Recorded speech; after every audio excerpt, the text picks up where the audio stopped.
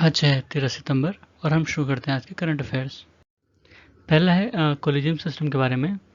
जैसा कि संविधान में प्रावधान है कि सीजीआई जो है रिकमेंड करेंगे जजेस के नाम और उनको प्रेसिडेंट जो है अपॉइंट करेंगे। ठीक है, अपॉइंटमेंट प्रेसिडेंट के हाथ में होता है, लेकिन जो रिकमेंडेशन आती है वो सीजीआई की तरफ से आती है। तो उसके लिए कोलिजियम बनाया गया था जिसमें सीजीआई और 4 सीनियर जजेस होते हैं। ठीक है, तो टोटल 5 जज होते हैं इसमें। और ये जो सिस्टम था ये कॉन्स्टिट्यूशन का नहीं है, ये 3 अलग अलग केस थे। ठीक है, जिनको जजेस 3 जजेस केस कहा जाता है। ठीक है, तो उन उन केस से ये मिल के बना है। उसमें जो वर्डिक्ट आई थी उससे ही ये बना है। ठीक है, और इसमें जो फाइनल जजमेंट था वो यही था कि जो चीफ जस्टिस हैं उनको भी कंसल्टेशन की ज़रूरत पड़ती है, इसलिए वो बाकी जजों से कंसल्ट करते हैं। जो सीनियर मोस्ट जजेस होते हैं उनसे कंसल्ट करते हैं किसी भी कोई भी रिकमेंडेशन देने के लिए, मतलब नाम को रिकमेंड करने के लिए। फिर है आयरन ओर। एक्चुअली ये एक न्यूज़ थी, उसमें ये आयरन ओर के ऊपर दिया गया था। ठीक है, तो उसी से है। जिस आयरन ओर में 58% या उससे कम आयरन कंटेंट होता है उसको लो ग्रेड समझा जाता है, और उसकी जो प्राइसेस होती हैं वो भी कम होती हैं। ठीक है, उनकी जो ऑक्शनिंग प्राइसेस होती हैं और इनकी जो एवरेज सेल प्राइस होती है उसको ब्यूरो ऑफ माइंस डिसाइड करता है। ठीक है, वही पब्लिश करता है। और जो भी प्राइस होगी, जो भी बिडर होगा जो उसको पाएगा, जिसको लीज मिलेगी, वो उस ऑक्शन का 15%, ठीक है, एज अ मतलब उस एएसपी का as a royalty state government को देगा, 2% सेंट्रल गवर्नमेंट को देगा और नेशनल मिनरल एक्सप्लोरेशन ट्रस्ट को देगा और 10% डिस्ट्रिक्ट मिनरल फंड को देगा। ठीक है, उसके बाद वर्ल्ड डेयरी समिट, ये अभी ग्रेटर नोएडा में हुआ, मतलब चल रहा है, 4 दिन की समिट है। और इसकी जो थीम है dairy for nutrition and livelihood. इसको जो है इंटरनेशनल डेयरी फेडरेशन ऑर्गेनाइज कराती है और इस बार इंडिया ने होस्ट किया है। इंडिया ने इसको 1974 के बाद होस्ट किया है। उसके बाद है लंपी स्किन डिसीज़। ये अभी कैटल्स में देखने को मिला है, खासकर गायों में, गुजरात में और राजस्थान में और यूपी के कुछ जिलों में, यूपी हरियाणा।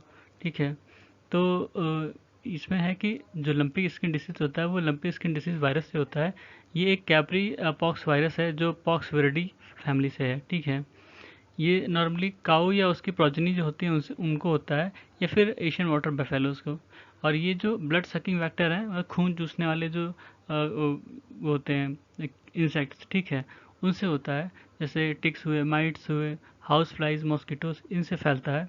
और कंटेमिनेटेड वाटर, फॉडर और फीड से भी फैलता है। ठीक है, और ये एपिडर्मिस कॉज करता है। एपिडर्मिस मतलब वो स्किन डिसीज़। ठीक है, उसमें फ़ीवर और उनके भूख नहीं लगना, ऐसी चीज़ें होती हैं जिससे धीरे धीरे उनका क्या कहते हैं वो ऑर्गन फेल होने लगते हैं और उनके शरीर पे जो है वो नोड्यूल्स, जिसको लम्प्स कहते हैं, वो बन जाते हैं। ठीक है, इनसे इनकी डेथ हो जाती है। और उसके बाद है ये एक रिपोर्ट थी गवर्नमेंट एक्सपेंडिचर ऑन हेल्थ पर लेके। ठीक है, तो इसमें बताया गया कि पहले जो है वो एक्सपेंडिचर था वो बढ़ रहा था 2004-05 से लेकर 2017-18 तक। जो गवर्नमेंट का एक्सपेंडिचर था पब्लिक हेल्थ पर वो बढ़ा था जीडीपी के मुकाबले। ठीक है, बाद में ये मतलब 2017 के बाद, 17-18 के बाद ये घट गया। ठीक है, और ये 1.28% हो गया जीडीपी के मुकाबले। फिर है जो टोटल हेल्थ एक्सपेंडिचर है उसमें गवर्नमेंट जो है वो 40.6% खर्च करती है, मतलब ये 2018-19 का डाटा है। और जो आउट ऑफ पॉकेट एक्सपेंडिचर है, आउट ऑफ पॉकेट एक्सपेंडिचर वो होता है जो लोग अपने जेब से खर्च करते हैं। ठीक है, वो 42% है। और उसके बाद जो आउट ऑफ पॉकेट खर्च है वो डिक्लाइन कर रहा है, मतलब पहले ज़्यादा था अब कम है, अब कम हो रहा है धीरे धीरे। 64.2% था 2013 में, जो कि घट के 48.2% हो गया 2018 में। पब्लिक हेल्थ इंश्योरेंस की बात करें तो ये भी घटा है।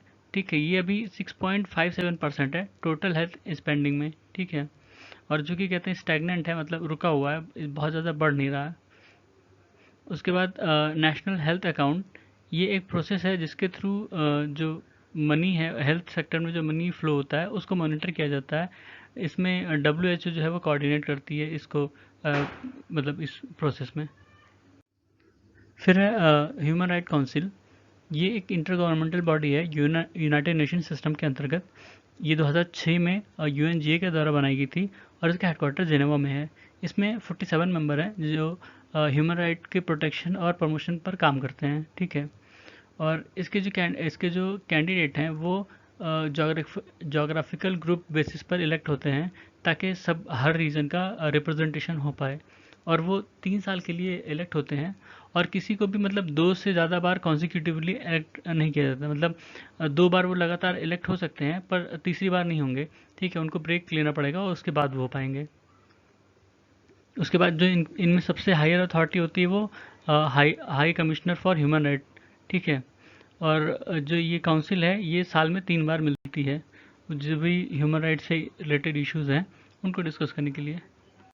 उसके बाद है हाइड्रोजन फ्यूल सेल्स। हाइड्रोजन अपने आप में एनर्जी नहीं है, ये एनर्जी कैरियर है, ठीक है। इसका इस्तेमाल करके इलेक्ट्रिसिटी जनरेट की जाती है, जिससे वो डिवाइसेस को रन कर सकें, ठीक है।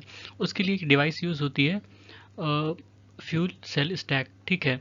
उसमें उसके थ्रू क्या कहते हैं इलेक्ट्रिसिटी प्रोड्यूस की जाती है और व्हीकल्स को रन किया जाता है, ठीक है।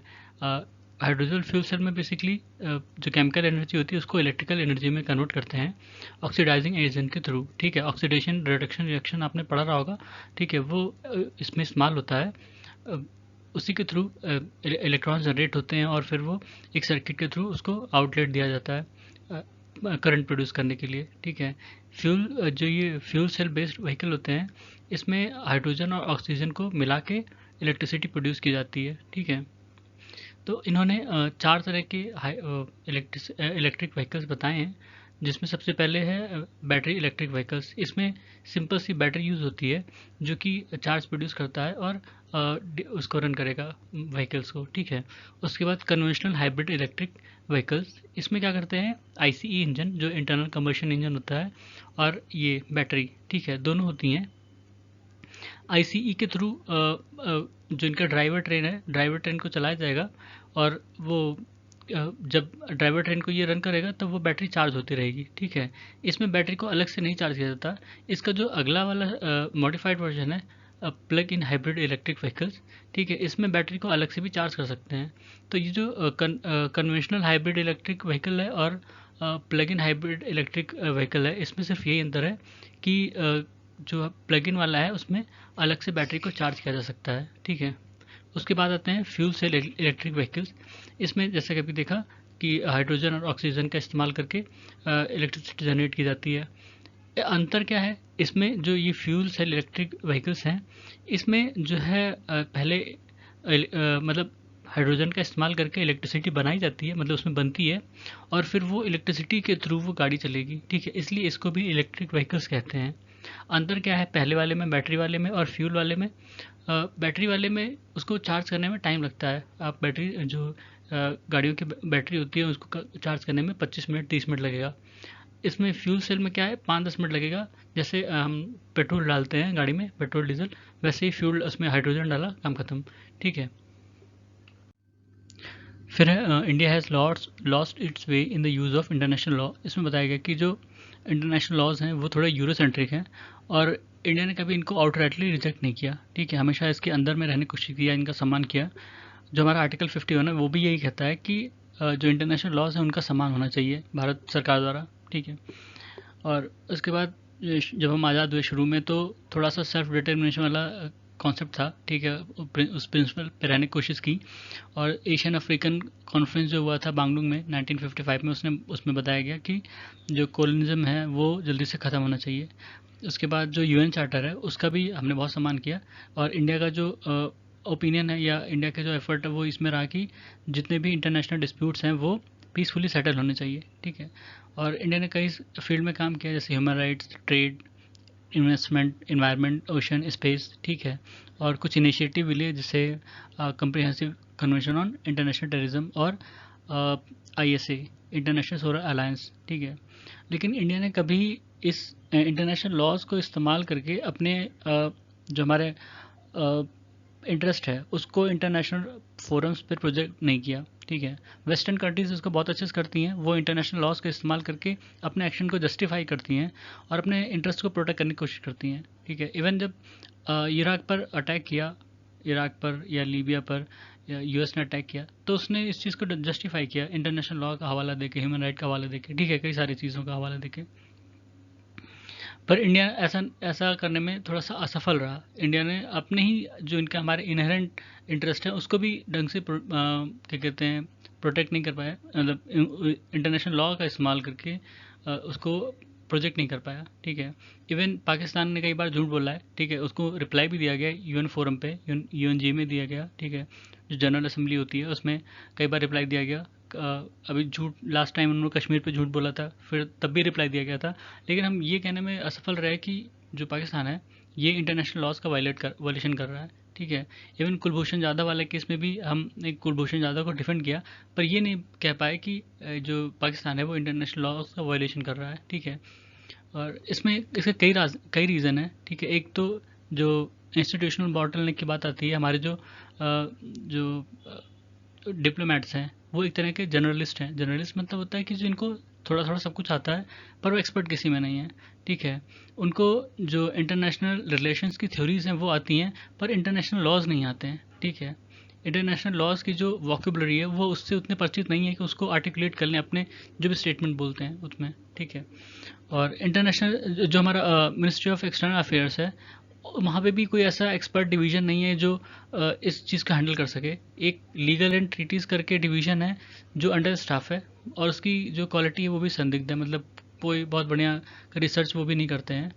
उसके बाद दूसरी समस्या ये आती है कि जो डिसीज़न होता है इंटरनेशनल लॉज को लेके वो हमारे यहाँ फ्रेगमेंटेड है थोड़ा सा। कई सारे स्टेक होल्डर्स हैं, अलग अलग मिनिस्ट्रीज़ हैं, तो उनके अलग अलग ओपिनियन है ना, एक कोहेरेंट बात नहीं बन पाती है। उसके लिए जो पार्लियामेंट्री कमेटी रिपोर्ट थी 2015-16 की, उसमें उन्होंने कहा था कि एक डिपार्टमेंट ऑफ इंटरनेशनल लॉ होना चाहिए लॉ मिनिस्ट्री के अंडर में। ठीक है, जो कि अभी तक नहीं हुआ है। ठीक है, और उसके बाद एकेडमिकली देखा जाए तो हमारे यहाँ जो यूनिवर्सिटीज़ हैं वहाँ पे इंटरनेशनल लॉज का ऐसा कोई डिसिप्लिन नहीं डेवलप हुआ, वो उस पर एफर्ट नहीं डालती हैं। इवन जो मिनिस्ट्री ऑफ होम अफेयर्स है या मिनिस्ट्री ऑफ एक्सटर्नल अफेयर्स है, उसने भी कभी एफर्ट नहीं डाला कि इस पर रिसर्च किया जाए या इस पर मतलब फंडिंग की जाए। अभी तक तो ऐसा देखने में नहीं, मतलब नहीं मिला है देखने में। ठीक है, और एक रिकमेंडेशन थी पार्लियामेंट्री कमेटी की कि मिनिस्ट्री ऑफ एक्सटर्नल अफेयर्स को इन रिसर्च को इन इन क्षेत्रों में रिसर्च पर यूनिवर्सिटीज़ को फंडिंग देनी चाहिए। ठीक है, ताकि इस डिसिप्लिन में अपने यहाँ काम हो सके और एक्सपर्टीज़ डेवलप हो सके। एक Indian council of world affairs है जो कि इन चीज़ों की स्टडी करता है। उसमें बताया कि चाइना ने बहुत अच्छा पैसा इसमें लगाया है। ठीक है, और उसको इसका अच्छा रिटर्न भी मिला है।